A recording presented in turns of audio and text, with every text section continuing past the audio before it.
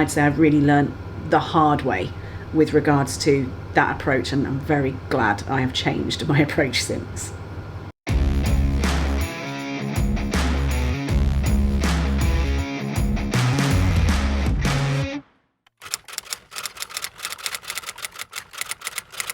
My name is Kim Rutherford.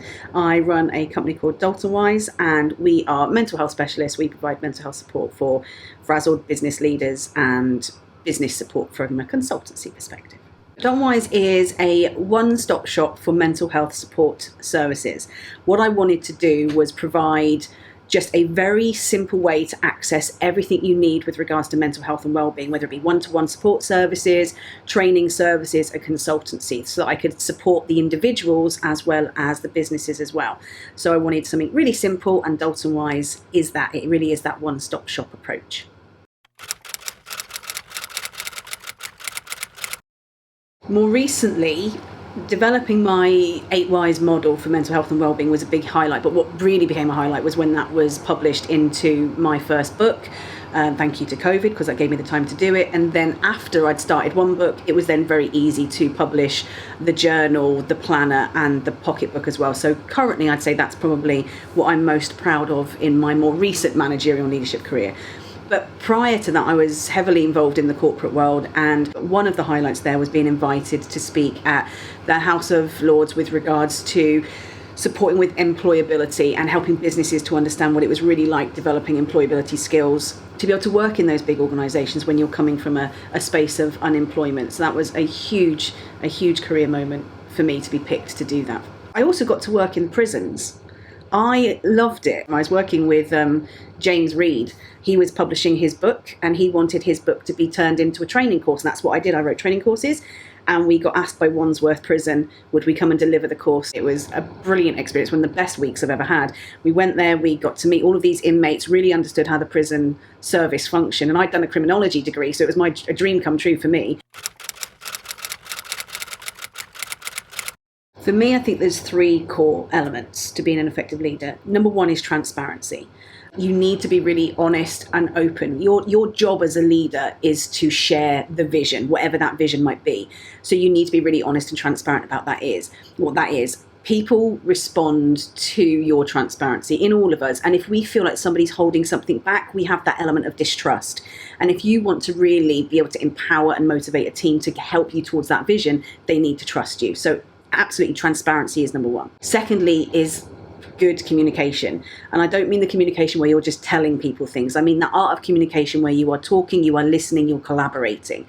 Because again, it all comes back down to that vision. If you're sharing a vision with somebody, you need to be able to clearly communicate that so they can clearly implement it. And they should then feel that they can clearly communicate back to you when things aren't going right. And that's how you manage things effectively. The third one, from my perspective, is approachability. Leadership is about leading and motivating people to move forward. And as an individual, you might not always like what you hear. You might not always like the people you work with. You might not always agree with everything that they say or do. You might not understand it, and you might still have judgment towards it. But if you can demonstrate approachability and empathy within that, what you then get is people giving that honesty back, which means that you get information, knowledge, understanding when it's happening. Nobody's hiding anything from you, which means you have all the data, all the information, all the tools you need to lead and implement things effectively. So for me, it's transparency, it's communication, and it's approachability.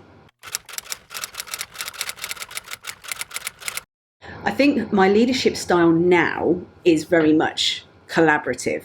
And I would say I learned that when in my previous role, before I became self-employed, I was working for a big organization, and I was running the graduate management program at the time. And it was by running the graduate management program, I really understood that to get the best out of this team, and then for me to be able to really fulfill my own goals, being collaborative with them was the key.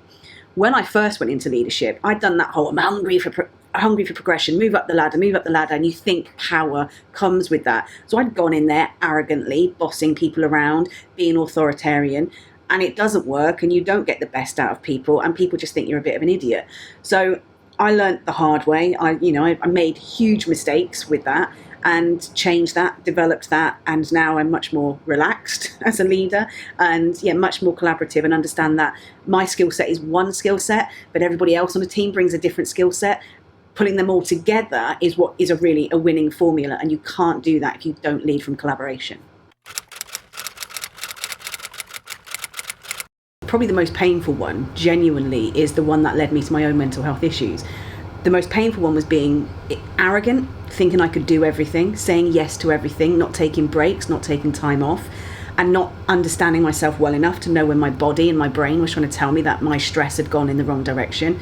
My stress levels led to severe burnout. It led to anxiety, depression, agoraphobia, eating issues, and I had to take time off work. So that's probably the biggest mistake I made, is thinking that this company will fall apart if I'm not here. This team will fall apart. Nobody can do this as well as I do it. So that's probably the biggest mistake that I've made. And that's not such a thing as it's one specific mistake. It was my approach throughout all of my roles for a period of time. And I'd say I've really learned the hard way with regards to that approach. And I'm very glad I have changed my approach since. I think the number one element is mental health affects everybody in a different way.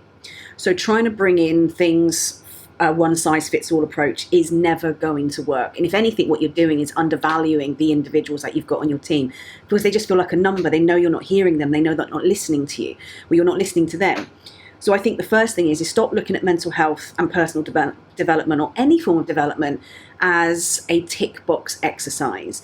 If you really invest in the individual, understand what they need, meet their needs, and if you're doing that with 10 people, that's 10 people become at their best. If you've got 10 people at their best with brilliant mental capacity, that means their performance is better, productivity is better, your profit is better. So I would say my pet hate is stop doing mental health and development as a tick box exercise. Embed it into the culture of the organization, have really good people strategies, and really look after the individuals. If you look after the individuals, the teams are naturally looked after. Your workforce just becomes stronger anyway. Reality, the second you become a manager for the first time, you are back at the bottom of the rung of the ladder in that particular career direction. No matter how good you were at the role before you became a manager, it's a different role. And so it's going to take time to learn it. Invest in that time, put the time, effort, get a mentor, be willing to ask for help when you need to. And the number one thing is accept you are going to make mistakes, and that is okay. Making mistakes is not the issue. Not knowing how to resolve them, or more importantly, hiding them because you don't want people to know it, that is a bigger issue. So really the first one is own it, accept you're going to make the mistakes, ask for support, ask for the help, show your vulnerabilities, people will buy into that, and you will develop organically through that process.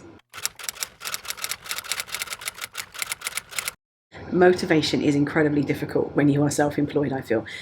When I worked in the corporate world, I found motivating myself really easy. You get up at a certain time, you've got to be somewhere, and you do what they ask you to do. It's quite simple. But for personal motivation, it's a little bit harder. What I've learned about myself is I probably have a 6-week window where I can really be motivated, fully focused, and give full energy to something. And so what I tend to do is focus on that. So I'll go, right, what is it I'm trying to achieve really for the next 6 weeks? Put everything I've got into that. Let the 6 weeks end, take a bit of a breather, then start again. What do I want to achieve for the next 6 weeks? It's kind of living in that short goal mindset. It's how schools function. If you think a school has its half terms and its end of terms, that's because they know that psychologically the children can't contain information for that long. They burn out. That doesn't really change when we get older. So it's working with that same psychological concept. Give yourself that period of time where you can give it everything, allow yourself a break, and then reignite with the next thing.